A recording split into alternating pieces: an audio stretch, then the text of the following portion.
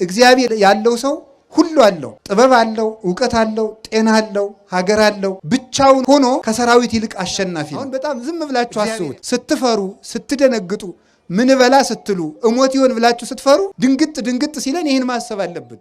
እግዚአብሔርን ታሞ ያስታመመው ማን ነው? እግዚአብሔርን ታስሮ የጠየቀው አለ? እግዚአብሔር ተርቦት ያበላው ማን ነው? እግዚአብሔር በርዶት ያለበሰው አለ? እግዚአብሔር ቸግሮት ያበደረው ማን ነው? እግዚአብሔር ተገፍቶ የፈረደለት ማን ነው? አንዳችም እንኳን የለም። ግን ለሱ ሳናደርግለት ለወንድማችሁ አድርጋችኋልና ለኔ ያደረጋችሁልኝ ብሎ ያላደረግንለትን አደረጋችሁልኝ የሚል ነውና ልብስ ለብሰው ከጸጋ እግዚአብሔር የተራቆቱ ምግብ እየበሉ ነፍሳቸው የተራበች ሰው እየገደሉ ሰው እያጠፉ ጉልበታቸው ሰው እየደመሰሰ ነፍሳቸው ግን የደከመች በዘመድ ብዛት የታጀቡ ከሰራዊተ መላእክትና ከቅዱሳን አንድነት ግን የተለዩ ደካሞች በብዙ በልዩ ልዩ መልክ ያጌጡ የተዋቡ ነፍሳቸው ግን ከቁራ የጠቆረች የጨለመች የከረፋች የከፋች ባማሩ በተሸለሙ በተጋረዱ ቤቶች ይኖራሉ። በሰማይ ቤት ግን ስደተኞች ናቸው። ያወቅን ይመስላቸዋል፣ ግን አያውቁም። ለእነዚህ ሰዎች አልቅሱላቸው።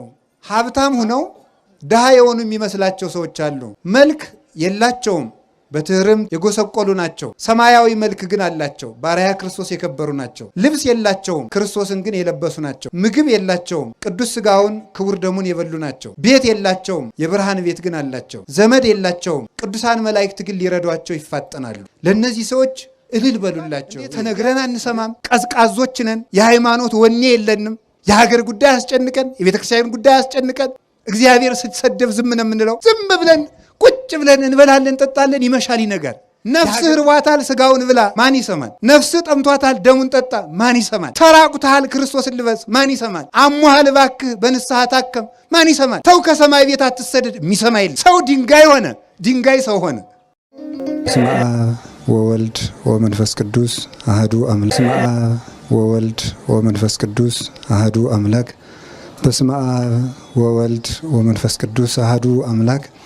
በባህሪው ሞት በመንግስቱ ሽረት የሌለበት ቅድመ ዓለም የነበረ ዓለምን በማይመረመር ጥበቡ የፈጠረ ትንኝንም ሳይዘነጋ የሚመግብ ስጋችንን ለብሶ ከውድቀት ያነሳን መድኃኒታችን ኢየሱስ ክርስቶስ በልባችን አስበን በአንደበታችን ተነግረን ስለማንፈጽመው ስለ ቸርነቱ ከባህሪ አባቱ ከአብ ከባህሪ ሕይወቱ ከመንፈስ ቅዱስ ጋር ለዘላለም የተመሰገነ ይሁን። እግዚአብሔርን የወለደችልን እናታችን ቅድስት ድንግል ማርያም ወላዲተ አምላክ፣ ነቢያት፣ ሐዋርያት፣ ሰማዕታት፣ ደናግል፣ መነኮሳት፣ ቅዱሳን መላእክት ሁላቸው ስማቸውን እናመሰግናለን። በረከታቸው ይደርብን። ብፁዕ አባታችን አቡነ ኤርምያስ የሰሜን ወሎ ሀገረ ስብከት እና የቅዱስ ሲኖዶስ አባል፣ ክቡር አባታችን መምህር አባ ኃይለ ገብርኤል ፍስሐ የሀገረ ስብከቱ ስራ አስኪያጅ፣ እንኳን ለቅዱስ ላሊበላ የዕረፍት በዓል በሰላም አደረሳችሁ። ለመታዘዝ ነው እንጂ የሚያስተምሩን ብፁዕ አባታችን አቡነ ኤርምያስ ናቸው። ለመታዘዝ ያህል ልጅ በአባቱ ፊት መስተካከል ስላለበት እኔም ተምሬ ሳጠፋ በኋላ እሳቸው እንዲያስተካክሉኝ ትንሽ መልእክት አስተላልፋለሁ ማለት ነው። የሁሉ ባለቤት እግዚአብሔር ልቡናችንን ይክፈትልን። ኩሉ ይትካሃል ለዘየአምን፣ ሃይማኖት ላለው ሰው ሁሉ ይቻላል። እስኪ ሁላችሁ ለሚያምን ሁሉ ይቻላል በሉ። እንደገና በሉ። እንደገና በሉ። ለሚያምን ሁሉ ይቻላል። ስንቱ ይቻላል? ሁሉም ይቻላል። ሃይማኖት ላለው ሰው፣ ሃይማኖት በልቡናው ላለው ሰው፣ ሃይማኖት ለጸናለት ሰው ሁሉ ነገር ይቻለዋል። ሃይማኖት ማን ነው ሲባል ባጭር ቃል ሃይማኖት እግዚአብሔር ነው። ሃይማኖት ላለው ሰው ሁሉ ይቻላል ማለት እግዚአብሔር ላለው ሰው ማለት ነው። እግዚአብሔር ያለው ሰው፣ እግዚአብሔር በልቡ ላለው ሰው፣ በኑሮው ባንደበቱ በሁለንተናው እግዚአብሔር ያለው ሰው ሁሉ አለው። በዚህ ዓለም ሁለት አይነት ሰዎች አሉ ይላል ቅዱስ ዮሐንስ አፈወርቅ። አንደኞቹ ከአንዱ ክፍል ያሉት ድሃ ናቸው፣ ሀብታም የሆን ይመስላቸዋል። ሁለተኞቹ ደግሞ ሀብታም ናቸው፣ ድሃ የሆኑ ይመስላቸዋል። ሁለት ሰዎች አሉ። ለድሆችም ድህነታቸውን ልናስረዳቸው፣ ለባለጸጎችም ባለጸግነታቸውን ልናስረዳቸው ይገባል ይላል። ድሃ ሆነው ሀብታም የሆኑ የሚመስላቸው የሚባሉት ልብስ ለብሰው ከጸጋ እግዚአብሔር የተራቆቱ ምግብ እየበሉ ነፍሳቸው የተራበች ሰው እየገደሉ ሰው እያጠፉ ጉልበታቸው ሰው እየደመሰሰ ነፍሳቸው ግን የደከመች በዘመድ ብዛት የታጀቡ ከሰራዊተ መላእክትና ከቅዱሳን አንድነት ግን የተለዩ ደካሞች በብዙ በልዩ ልዩ መልክ ያጌጡ የተዋቡ ነፍሳቸው ግን ከቁራ የጠቆረች የጨለመች የከረፋች የከፋች እንዲህ ያሉ ሰዎች አሉ። ያወቅን ይመስላቸዋል ግን አያውቁም። ለነዚህ ሰዎች አልቅሱላቸው። ባማሩ በተሸለሙ በተጋረዱ ቤቶች ይኖራሉ፣ በሰማይ ቤት ግን ስደተኞች ናቸው። እንዲህ ያሉ ሰዎች ፍጹም የተዋረዱ ሰዎች ናቸውና ድህነታቸውን ንገሯቸው በጊዜ ባለጸጋ እንዲሆኑ ይላል። ሀብታም ሆነው ድሃ የሆኑ የሚመስላቸው ሰዎች አሉ። መልክ የላቸውም፣ በትህርምት የጎሰቆሉ ናቸው። ሰማያዊ መልክ ግን አላቸው፣ በአርአያ ክርስቶስ የከበሩ ናቸው። ልብስ የላቸውም፣ ክርስቶስን ግን የለበሱ ናቸው። ምግብ የላቸውም፣ ቅዱስ ሥጋውን ክቡር ደሙን የበሉ ናቸው። ቤት የላቸውም፣ የብርሃን ቤት ግን አላቸው። ዘመድ የላቸውም፣ ቅዱሳን መላእክት ግን ሊረዷቸው ይፋጠናሉ። ለእነዚህ ሰዎች እልል በሉላቸው ይላል። እንደዚህ በእውነት ለእንደዚህ አይነት ሰዎች ቀድስዎ ለብእሲ ዘይሃምም አለ ነፍሱ፣ ሰውነቱን ላስጨነቃት ሰውነቱን ለገሰጻት ሰው ለዚህ ሰው ምስጋና ይገባዋል ይላል ኢሳይያስ። ለጌታችን ለኢየሱስ ክርስቶስ ነው ፍጻሜው፣ ግን እሱን ለመሰሉ ሰማዕታት ሁሉ ለቅዱሳን ሁሉ የተነገረ ነው። ስለዚህ እግዚአብሔር ያለው ሰው ሁሉ አለው፣ ጥበብ አለው፣ እውቀት አለው፣ ጤና አለው፣ ሀገር አለው። ብቻውን ሁሉ ሆኖ ከሰራዊት ይልቅ አሸናፊ ነው እግዚአብሔር ያለው ሰው። ስለዚህ ለሚያምን ሁሉ ይቻላል ብሎ አንድ ጌታችን መድኃኒታችን ኢየሱስ ክርስቶስ በሚያስተምርበት ጊዜ ልጁ የታመመበት ሰው መጥቶ መምህር ሆይ ቢቻልህ እርዳኝ ቢለው ቢቻልህ ትላለህ እንዴ? ለሚያምን ሰው ሁሉ ይቻላል አንተ አታምንም እንጂ ብሎት ነበረ። ሃይማኖት ሰማያትን ምድርን አጽንቶ አኑሯል። ብዙ የማይቻሉ ነገሮች በተፈጥሮ ያልተቻሉ በእውቀት ያልተቻሉት ነገሮች በእምነት ተችለዋል። እንደ እውቀት ሰው ካረጀ በኋላ አይወልድም። ሴት ከ45 ዓመት በኋላ ወንድም 90 ዓመት ሞልቶት አይወልድም። እንደ እምነት ግን ተችሏል። እንደ እውቀት የሌለ ነገር አይመጣም። ካለ ነገር ያለ ነገር ይፈጠራል። ያለውን እንጨት አጋጭተን ወንበር ጠረጴዛ እንሰራለን። ከሌለ ነገር ግን ያለ ነገር ማምጣት አይቻልም። እንደ እምነት ግን ይህ ዓለም አልነበረም፣ መጣ። እግዚአብሔር የሚያስደንቀን ያለውን ዓለም መጠበቁ ሳይሆን የሌለውን ዓለም ማምጣቱ ነው። ሰውም ጠበቅኩ ይላል፣ ሰራዊትም ጠበቅኩ ይላል፣ አጥርም ቤት ይጠብቃል ይባላል። እግዚአብሔር ግን ያለን የሚጠብቅ ብቻ ሳይሆን የሌለንም የሚጠብቅ ነው። ቅዱስ ጎርጎርዮስ ተአርር ዘይዘረውከ ታስተጋብ ተአርር ዘይዘራይከ ታስተጋብ ዘይዘረውከ፣ አንተ ያልዘራኸውን ታጭዳለህ ያልበተንከውን ትሰበስባለህ ብሎ አንድ ጨካኝ ባሪያ ለእግዚአብሔር የተናገረውን ሲተረጉም ምን ይላል?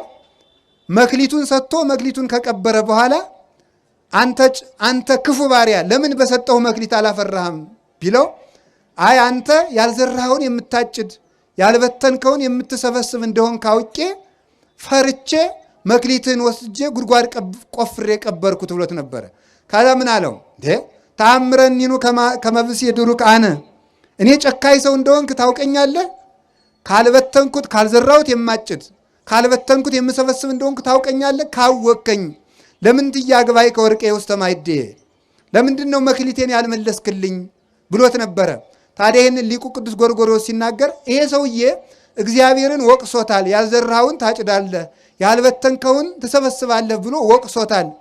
እሱ የወቀስኩ መስሎት ነው እንጂ እውነቱን ነው። እግዚአብሔር ያልዘራውን የሚያጭድ ነው። እግዚአብሔር ያልዘራውን ያጭዳል፣ እግዚአብሔር ያልሰበሰበውን ያልበተነውን ይሰበስባል ይላል። ምስጢሩ እንዲህ ነው። እንዴት ነው እግዚአብሔር ያልዘራውን ያጭዳል?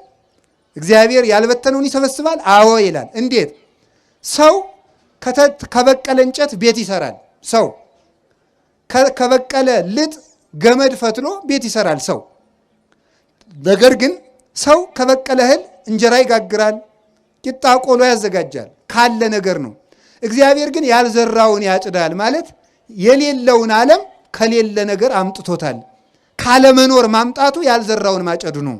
ስለዚህ እግዚአብሔር እውነትም ያልዘራውን የሚያጭድ የሌለን የሚያመጣ ካለመኖር ወደ መኖር አሁን በጣም ዝም ብላችሁ አስቡት።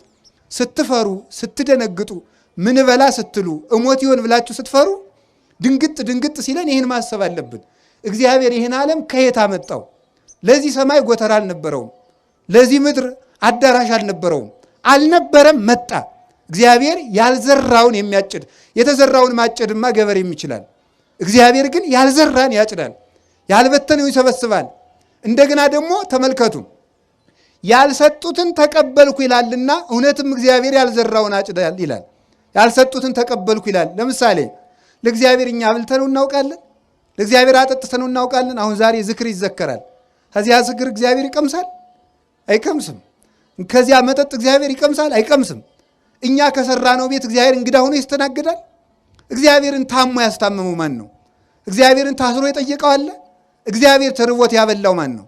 እግዚአብሔር በርዶት ያለበሰው አለ? እግዚአብሔር ቸግሮት ያበደረው ማን ነው? እግዚአብሔር ተገፍቶ የፈረደለት ማን ነው? አንዳችም እንኳን የለም። ግን ዘገበርክሙ ለአሐዱ ምሉኑ እሳት ሊተገበርክሙ፣ ለሱ ሳናደርግለት ያልዘራውን ያልበተነውን ይሰበስባል። ለሱ ሳናደርግለት ለወንድማችሁ አድርጋችኋልና ለእኔ ያደረጋችሁልኝ ብሎ ያላደረግንለትን አደረጋችሁልኝ የሚል ነውና እግዚአብሔርማ እውነትም እንዲህ የሚያደርግ ነው ይላል። ቸሮ አምላካችን እግዚአብሔር ስሙ የተመሰገነ ይሁን። ታዲያ እግዚአብሔር ያለው ሰው ሁሉን ይችላል። በሃይማኖት መካንነት ተችሏል። አሁን እግዚአብሔር ያሳያችሁ ክርስቶስ ያመልክታችሁ። አንዲት ጠጠር ወደ ውሃ ብንወረውር ጠጠሪቱ ትሰጥማለች። ግን ይሄ ሁሉ ዓለም ያለው በውሃ ላይ ነው። ለምንድን ነው የማንሰጥመው? በእግዚአብሔር ከሆነ ይቻላል። እግዚአብሔር ቻይ ካላላት አንዲቱ ጠጠር ባህር ውስጥ ጥልቅ ትላለች። እግዚአብሔር ቻል ስላለው ግን ዘአጽንዐ ለምድር ዲበ ማይ፣ ይሄ መሬት ያለው ከውሃ ላይ ነው። አንሰጥምም፣ በሱ ጸንተን እንኖራለን። እግዚአብሔር ቻል ሲለው ሁሉ ይችላል። እግዚአብሔር ቻል ካለው ጠጠርም ተዋግቶ ይገላል። እግዚአብሔር ካላለው ደግሞ ሰራዊትም ማመድ ይሆናል። እግዚአብሔር ተናገር ሲለው ድንጋይም ይናገራል። እግዚአብሔር ብሎ መቅደስ ድንጋይ መቅደስ ሆኖ ይኸው ዛሬ እየቀደሰን ነው።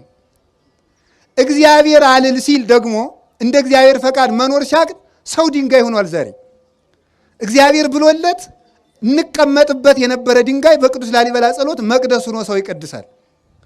አልልልን ብሎ ደግሞ እኛ ዛሬ ድንጋዮች ሆነናል። ተነግረን አንሰማም። ቀዝቃዞች ነን። የሃይማኖት ወኔ የለንም። እግዚአብሔር ስትሰደብ ዝም ነው የምንለው። ዝም ብለን ቁጭ ብለን እንበላለን፣ እንጠጣለን፣ ይመሻል ይነጋል። የሀገር ጉዳይ አስጨንቀን፣ የቤተ ክርስቲያን ጉዳይ አስጨንቀን፣ ለሀገርና ለቤተ ክርስቲያን መጨነቃችስ ቀርቶ ለራሳችን በተጨነቅንለት። ለራሱ ያልሆነ ህዝብ ለሀገር ይሆናል ብላችሁ ነው? ለራሳችን እኮ አልሆንም።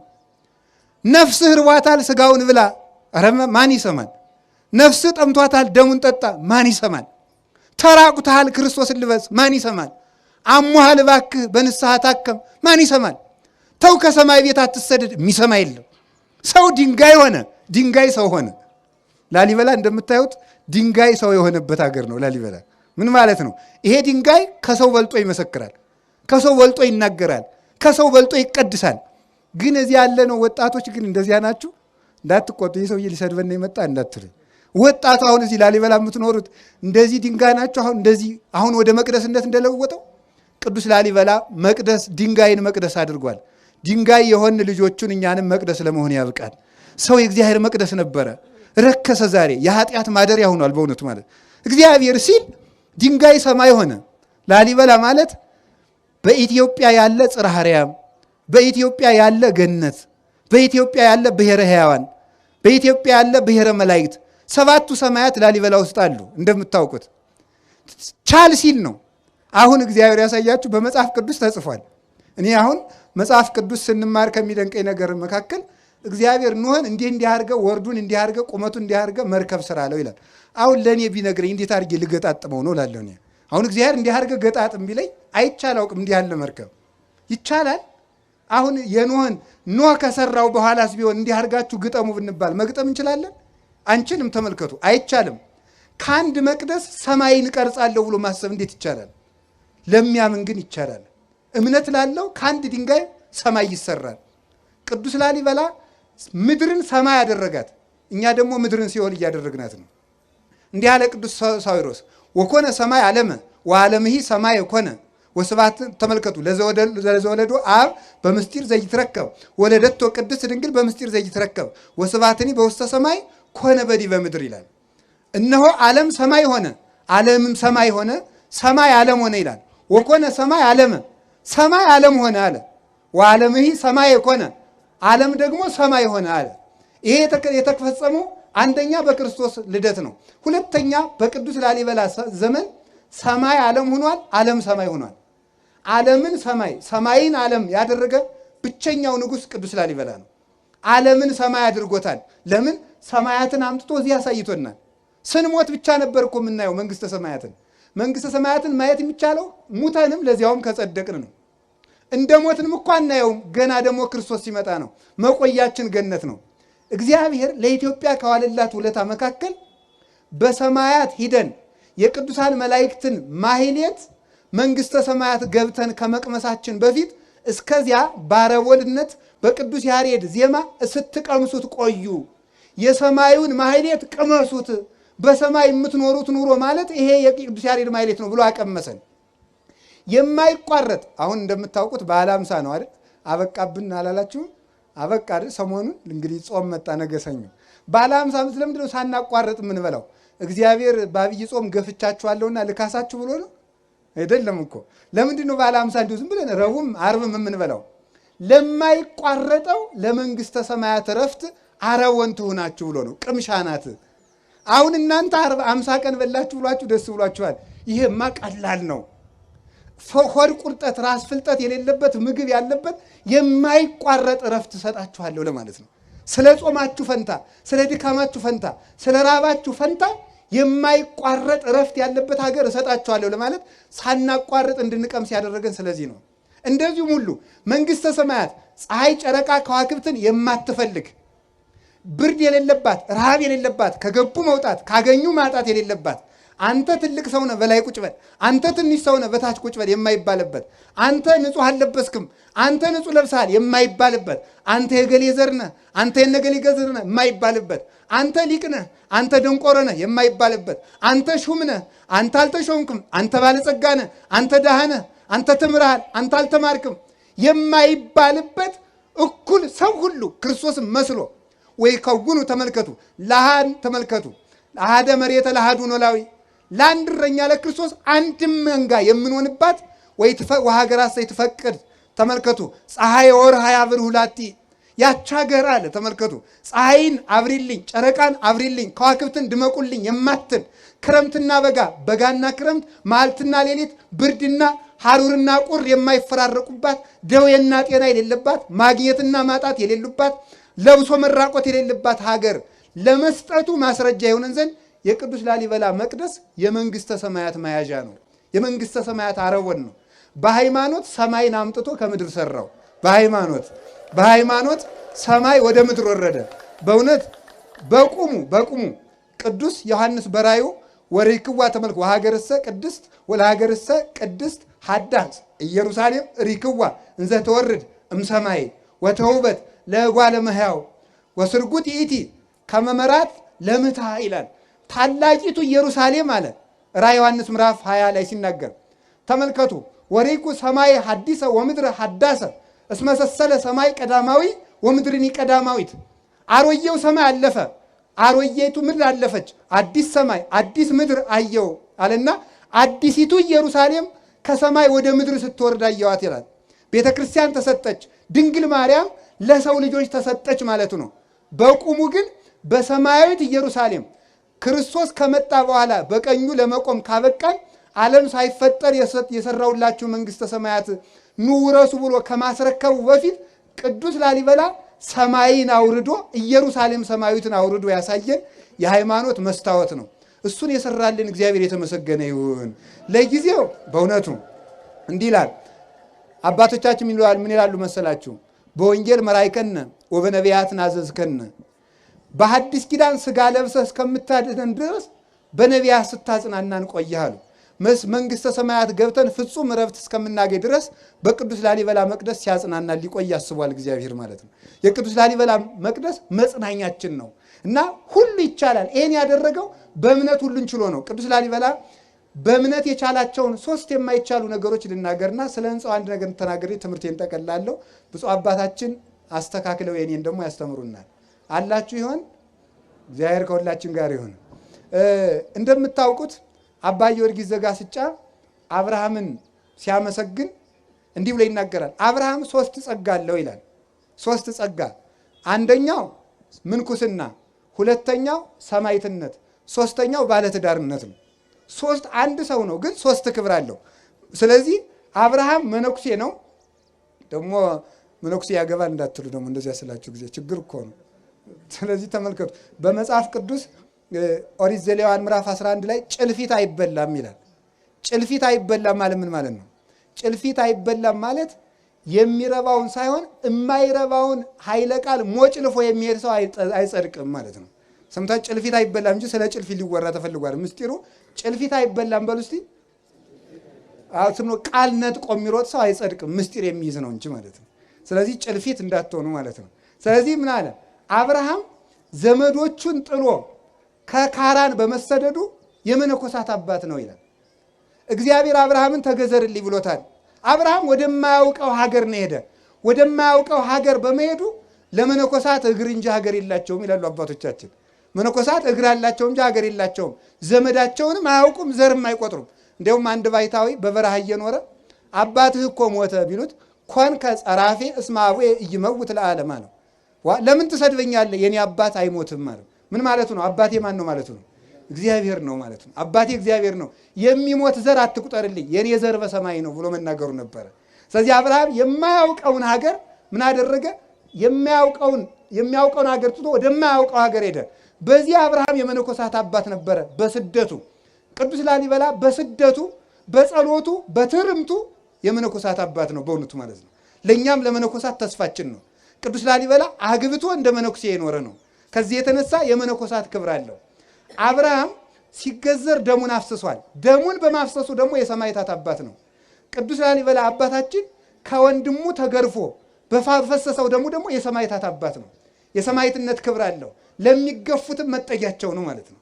ከቅድስት ወለተ ክብራ ደግሞ ጋር ኑሮ ዘር ቡሩክ በመተካቱ እንደገና ደግሞ ከሷ ጋር በአንድ መጋረጃ ኑረው ቅዱስ ስራ በመስራቱ ደግሞ የባለ ትዳሮች አባት ነው። ስለዚህ ቅዱስ ላሊበላ የመነኮሳት መጠጊያቸው፣ የሰማዕታትም በጸሎቱ ረዳታቸው፣ የባለ ትዳሮችም ደግሞ ጥጋቸው ነው። ለምንሰደደው ስደታችን፣ ለመነኮስ ነው ምንኩስናችን። ላገባችሁም ትዳራችሁን ቅዱስ ላሊበላ ይባርክልን። ለሚያምን ሰው ሁሉ ይቻላል። አንድ ሰው አንድ ስራ መስራት አቅቷል። ለእኔ ለራሴ ምንኩስና ይከብዳኛለች፣ ግን እሱ አግብቶ የምንኩስናንም ኑሮ ይኖራል። ላገባችሁት ብቻ ትዳርን እንኳን መያዝ አቅቷቸዋል። አንድ ሴት ይዞ መኖር በዚህ ዘመን ለወንዶች ሰማዕትነቱ ሆኖባቸዋል። አንድ ባል ይዞ መኖር ሰማዕትነቱ ሆኖባቸዋል። ቅዱስ ላሊበላ ግን ደግሞ ትዳርም እያለው ደግሞ ሰማዕት ነው። እኛ ከየቱ ልንጠጋ ነው? ወይ ትዳሩ አልተሳካ፣ ወይ ምንኩስናው አልተሳካ፣ ወይ ክህነቱ አልተሳካ። በዚህ ዘመን 3 የደፈረሱ ምንጮች አሉ። ክህነት፣ ትዳርና ምንኩስና ናቸው። ሀገር ሰላም የሚሆነው እነዚህ 3ቱ ምንጮች ንጹህ ሲሆኑ ነው። ከንጹህ ትዳር ንጹህ መነኩሴ ይገኛል። ከንጹህ መነኩሴ ንጹህ ካህን፣ ንጹህ ሊቀ ጳጳስ፣ ንጹህ ፓትርያርክ ይመጣል። ከደፈረሰ ትዳር ንጹህ ካህን አይገኝም፣ ንጹህ ምንኩስና አይገኝም። ካልነጻ ምንኩስና ንጹህ ጳጳስ ሊገኝ አይችልም። 3ቱ ምንጮች ደፍርሰዋል። ስለዚህ በእውነቱ አባቶች የቅዱስ ላሊበላ ከሆናችሁ ወጣቶችም እርኩሰታችሁን ትታችሁ በየቦታው ፈረንጆቹ እዚህ ሊጎበኙ እየመጡ የሚያስተምሯችሁን እርኩሰት ትታችሁ እንደ አባታችሁ እንደ ቅዱስ ላሊበላ ወይ ከተቀደሰ ትዳር ተጠጉ። ወይ ተሰደን አላማረብን መከራውም ሳይቀርልን መንግስተ ሰማያትን ማጠን ከአንዱ እንድንጠጋ አምላከ ቅዱሳን ይርዳን። ለሚያምን ሁሉ ይቻላል። እሱ አምኖ እነዚህን ሁሉ መከራዎች ቻላቸው። መርዙንም ቻለው፣ ግርፋቱንም ቻለው፣ ስደቱንም ቻለው፣ መከራ መቀበሉን ቻለው፣ መንገድ መድከሙን ቻለው። መንገድ ሲሄድ እንኳን ድክም ሲለው እንቅልፍ ስትመጣበት የስጋ ባህሪ ነውና ቅዱስ ገብርኤል አብሮ አያችሁ፣ ሃይማኖት ከመላእክት ጋር ያዛምዳል። ማረፍ ሲፈልግ ቅዱስ ገብርኤል እኔም ደክሞኛል ትንሽ ልረፍ ይለው ነበር። ቅዱስ ላሊበላ እንዲያርፍ አብሮት ገደም ይል ነበረ። ሃይማኖት ላለው ሰው መላእክት ያሳርፉታል። እኛ እኮ ማረፊያ ያጣ ነው እምነታችን ቀዝቅዞ ነው፣ ወርደን ነው፣ ከቅዳሴ ከኪዳን ከጸሎት ከቁርባን ታተን ነው። ከተፈለግንበት ቦታ እንድንገኝ አምላከ ቅዱሳን ይርዳን። እንግዲህ ሃይማኖት ሲኖር አሁን ይሄንን መቅደስ አንዲቱን መስኮት እንኳን የኢትዮጵያ ሰዎች በሙሉ ቢሰበሰቡ መስራት አይቻልም። የዓለም ሰው 9 ቢሊዮን ወይም 7 ቢሊዮን የደረሰው ቢሰበሰብ ይሄን መቅደስ አይሰራውም። ሃይማኖት ሲኖር ግን ብቻውን ይሄን ሁሉ መቅደስ ሰራ። ብቻውን የቻለውን እኛ ተሰብስበን ምንም አቅቶናል። እግዚአብሔር አንድነታችን ይውላችሁ። እግዚአብሔር ከኛ ጋር ሲሆን አንድ ሰው እንደ ብዙ ሰው ይሆናል። እግዚአብሔር ከኛ ሲታጣ ደግሞ ሰራዊት የአንድ ሰው ያህል ኃይል ያጣል። እግዚአብሔር ከሁላችን ጋር ይሁን። በሃይማኖት ሁሉ ይቻላል። አምነን ለመጠቀም ያብቃን። ወስብሐት ለእግዚአብሔር። ይቆይ